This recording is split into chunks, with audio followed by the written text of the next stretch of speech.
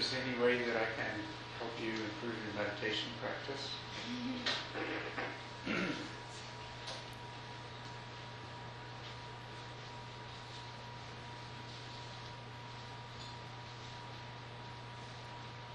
Or if not your meditation practice, what about your practice of mindfulness in your daily life? It comes and goes. It comes and goes. Yeah. Well, at least when it's gone, there's an awareness that it's not there. yes. So, but well, let's talk about that. And let's be clear on what we're talking about here, because the power and clarity of your mindfulness can come and go. But if you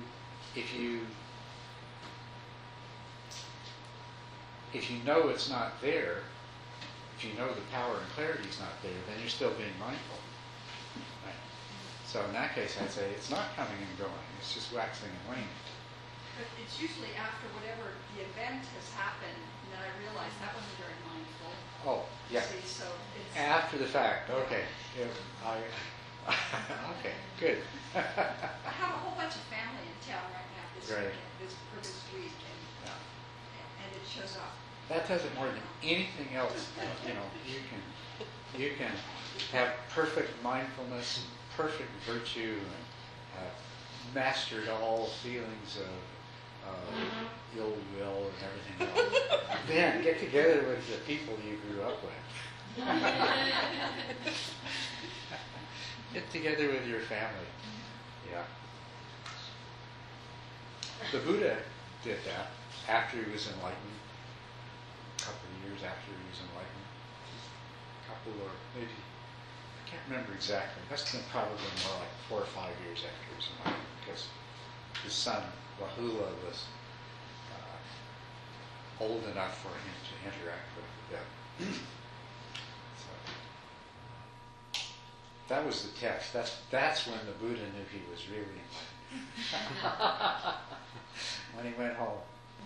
So, and he said, "Yep, okay, this is the real McCoy."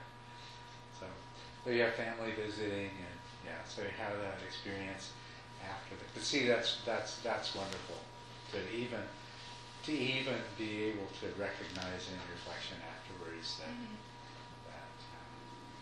your mindfulness wasn't quite what it should be. So let's hear from Beatrice first, Pam.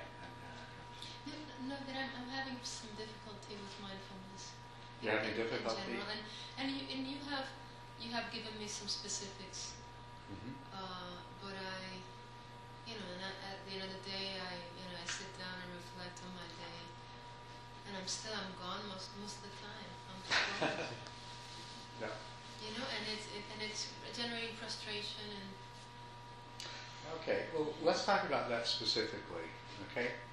Because. Do you want to repeat what she said? Yeah. Okay. What she said is that that there is a problem with maintaining mindfulness. Right?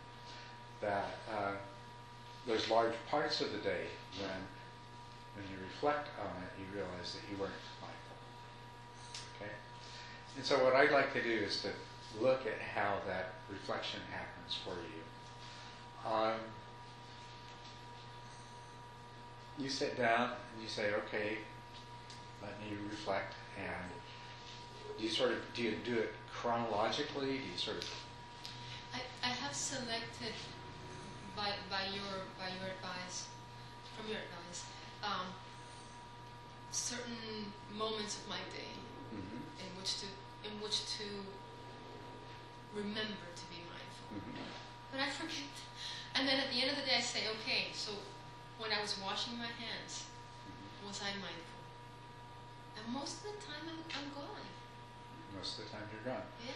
Do you ever remember shortly after you washed your hands that you weren't mindful? Yes, so what Deborah, right? Deborah was saying, I can identify with that. Is that right after, or as I'm finishing, I go, okay.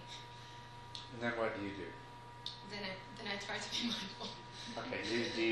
Do you write down, reflect on having recently washed your hands and see what you can remember of that experience? If it usually happens towards the end of when I'm washing my hands, and then that I remember, and in that moment I try to be. And then you become very mindful then. I do Okay. become mindful, and then often I go right after I go again. Yeah. Yeah. Okay. And how do you feel when you realize that, oh, I'm almost done, I haven't been mindful? Do you feel glad that you remembered? Sometimes Okay. I feel That's it. frustrated. There's the feeling of, I should, I should know. I should know to be mindful here. Well, but I'm not. part of being mindful is remembering how to be mindful properly, and it has a very exact parallel with meditation. So when you remember to be mindful, the most important thing is to be glad that you remembered, not sorry that you hadn't remembered some other time.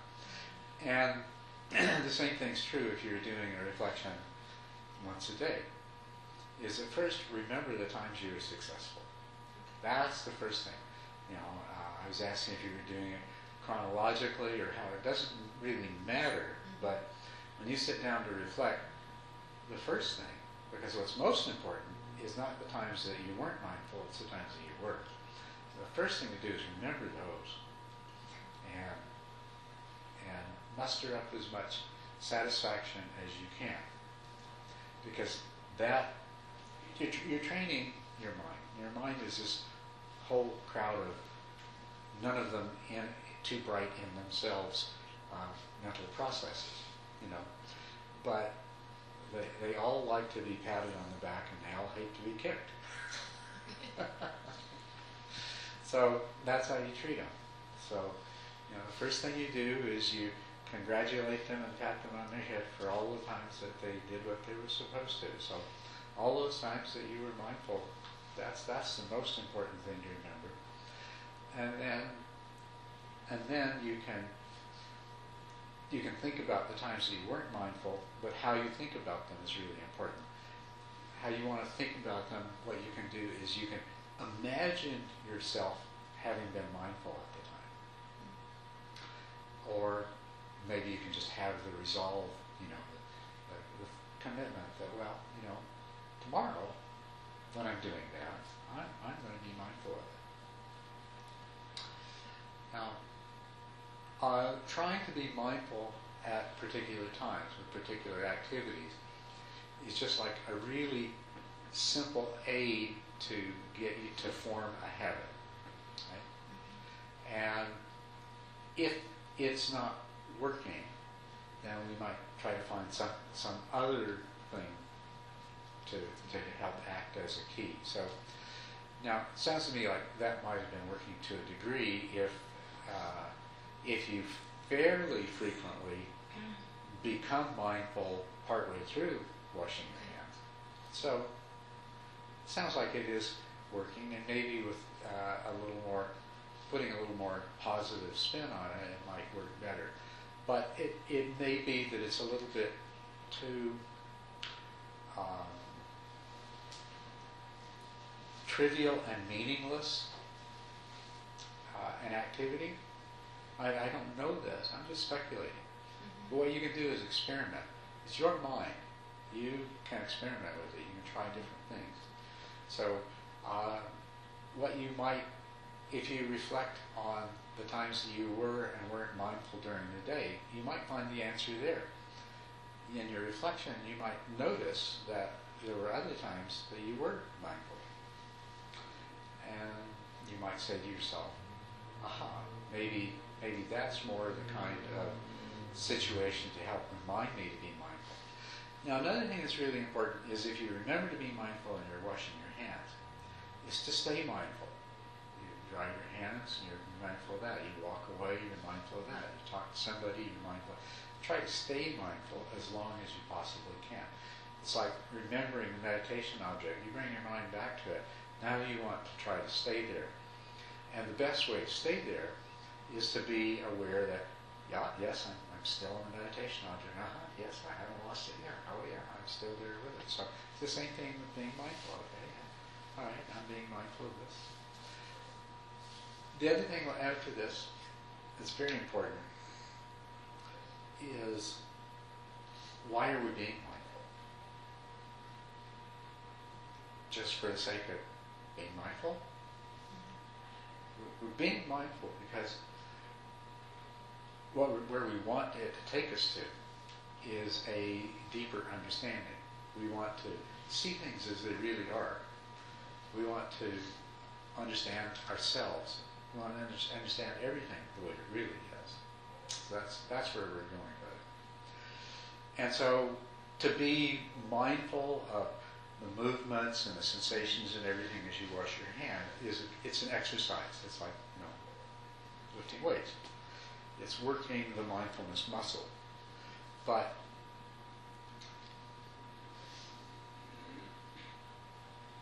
what you really want to do as much as you can during the day is be using that mindfulness muscle for the purpose that you've been cultivating it in the first place.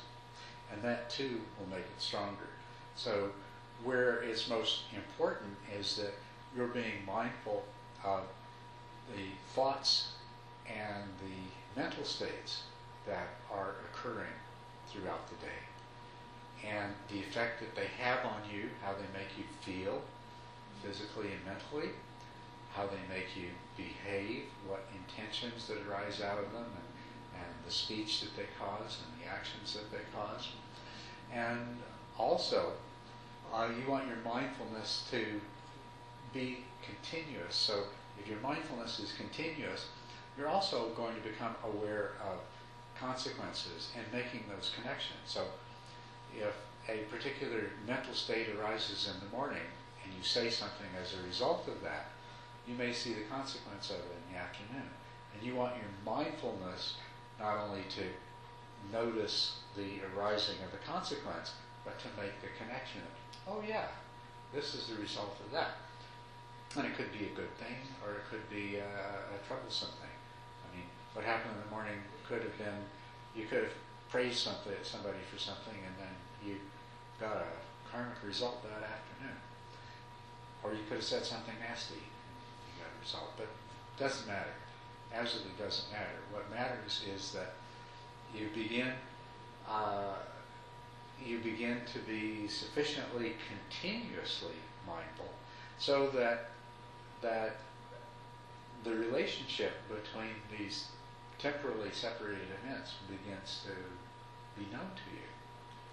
Right? Not in a theoretical, abstract way, not in an analytical way, but in an, oh yeah, there it is kind of way, right in front of you. So continue doing what you're doing. Refine your mental attitude towards what you're doing to keep it as positive and rewarding and satisfying as possible. Look for the reward. And then try to keep it going. And look for something more meaningful to apply your mindfulness to. You don't have to limit yourself to, well, you can do as many different things as you want. Maybe there are other people with other suggestions. Maybe Deborah has a suggestion for how to help stay mindful. I don't have any magic way to do it except just practice, and come back. It's like with the breath. Like Exactly. Yeah. And I like what you said, like the positive reinforcement. It's real easy to get frustrated because the mind just goes here and there. That's what the mind does. That's what the mind does. That's its. It thinks, and and it's just like the eye sees and the mind thinks and the ear hears. All of the six senses in Buddhism. That's what they do. And so this kind of like training, like we're doing, mindfulness is a training, bringing Jack Cornfield says, bringing the puppy back again and again and again and again to the newspaper. And if you do that, you'll have an obedient, happy dog. But if you get angry at that dog every time piddles and whatever, then you're going to have eventually a dog that will obey you, but will obey you because of fear, and it'll do the right.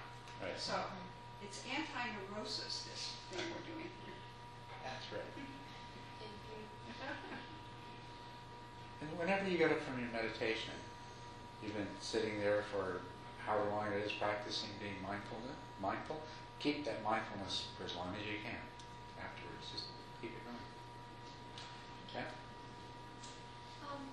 Mindfulness in terms of your relationship with other people is something that is very interesting and something I've been working on.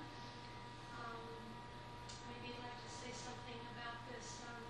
Specifically, I've been working on trying to keep pauses, keep silence between the time someone might say something and the time I react to it.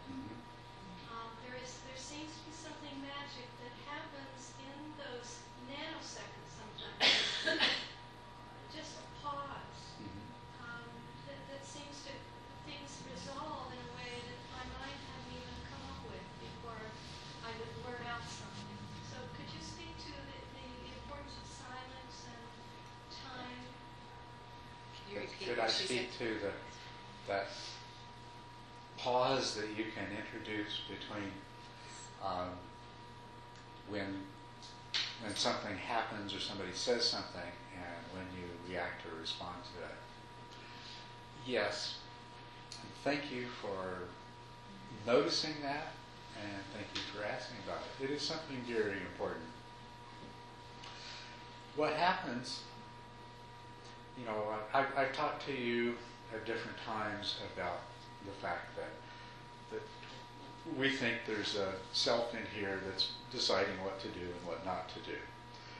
But if we do take the time to look a little more closely, to be mindful and watch what's actually happening, what we notice is that an inclination to act or react in a particular way arises spontaneously by itself, and the form and character it has is completely determined by our previous experiences and condition. It's completely determined by that, but it's not determined by all of that. So what rises immediately is an inclination or intention that is conditioned by the strongest conditioning at that particular moment. And what happens is first of all, what normally happens is that the mind immediately attaches to it and says, okay, that's what we're doing, and whatever it is, you blurt it out. Right? And you might look at it, the particular impulse to say that particular thing might have been, say, imagine that there are, in that particular impulse, imagine that there might have been, say, a dozen prior conditionings involved in that. Some towards making that kind of statement and some not. But if the inclination that emerges from that unconscious place, and so what you realize is the impulse to say this particular thing, that's what the majority of those conditioning factors have generated. If you pause, though, some of those other conditioning factors have a chance to join in, and they might change the vote the other way. It's like they do in the Senate. Somebody wants to get a bill through, and they notice they count the heads and say, "Oh, most of the people who support it are here. Quick, let's have a vote right now." And the ones that say, "Well, wait a minute. If we wait half an hour, we'll get more of our side in here." So they try to stall the vote. So that's what you're doing. If you stall the vote, you're more likely to get a more truly representative decision-making process going on in your own mind. And if you have been practicing the Dharma and studying the Dharma and things like that, you've got lots of really wholesome folks that have a chance to make their way into and participate in the final decision making. So impulsiveness. I mean, really, what we're talking about is the same thing. You know, teenagers are very impulsive. They do the first thing that pops into their head.